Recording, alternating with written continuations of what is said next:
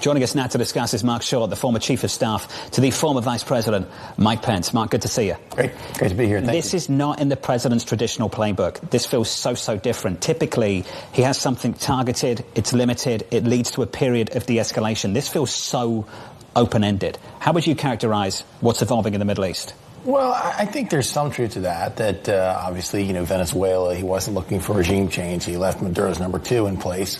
But at the same time, I think the president always likes optionality, which I think you've witnessed over the last 10 days, is that explanations as to how long this is going to be continue to vary a lot. And so I think you'll continue to see him want to keep that optionality as to whether he continues to prosecute this war or pull back. How different is this time in terms of the support from other Republicans in Congress for the effort? I mean, it was sort of pretty unified around Venezuela. Is it the same here? Well, I think that there's obviously been a growing thread of isolation inside the Republican Party. I think it's been notable that J.D. Vance has been pretty quiet and not as visible as far as advocating for these policies.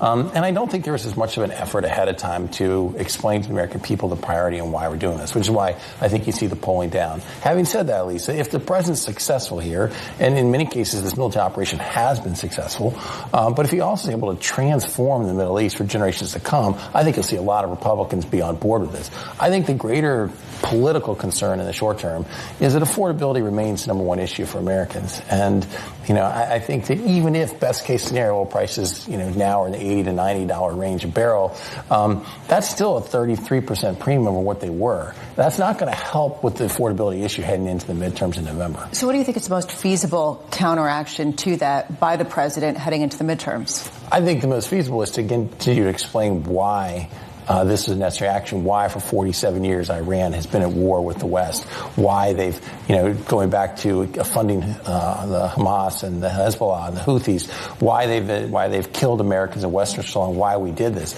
I think that's what he can do best. As far as triggers, I think that one thing that would be helpful is if you relieve the Jones Act, but I think there's a lot of tension inside the administration because you have the protectionists, the Peter Navarros, for whom that is sacrosanct. They don't want to see that. I think it's disappointing to see actually providing relief for Russian oil at this point. I think that Russia's been partnering with Iran for quite some time. Iran's been funding and been providing them drones in their war in Ukraine, and our recourse to this is to actually relax the oil sanctions on Russia. I think shows the sensitivity they have politically to rising oil prices. There's something very backwards about the whole thing. We're now asking help from the Ukrainians to help us intercept drones. At the same time, we're offering sanctions relief to the Russians who they're fighting with at the moment. Make sense of all of that. No, thank you. I mean, that's basically, ultimately, you're sort of putting your thumb on the scale on both sides. Anyone who's saying this is going to create a sooner resolution to the Ukraine-Russia war, please explain to me exactly how. I could just make the question how prepared they were for this. Why the Chinese were able to stockpile energy over the last 12 months and America didn't refill the SPR.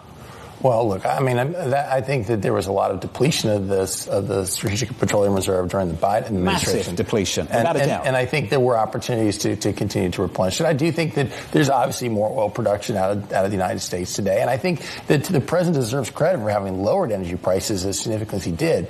But as we've talked about on your show, I think that the reduction in energy prices in many cases was masking the trade agenda and the extra costs. If all of a sudden you've taken that relief off the table, I think you're going to see the trade agenda, inflation, come to the voters even more sensitively. How much control do you think he has over the fate of what's developing before our eyes? Look, I think he has more control than anybody else. But as you said, I don't think he has total control over this. And you're saying, Qatar's still saying $150 before this is all said and done. They have facilities that are still offline. Bahrain has facilities offline. And so it seems to me there's a heck of a lot more volatility here. And it's just because the president signaled maybe this will be a shorter-term conflict doesn't mean that that's guaranteed. Marc, it's good to see you. Great to see you guys. Thank you, buddy. Thank you. Marc, they're the former Chief of Staff to the former Vice President, Mike Pence. Successive presidencies have had reasons to do what the president is doing right now. But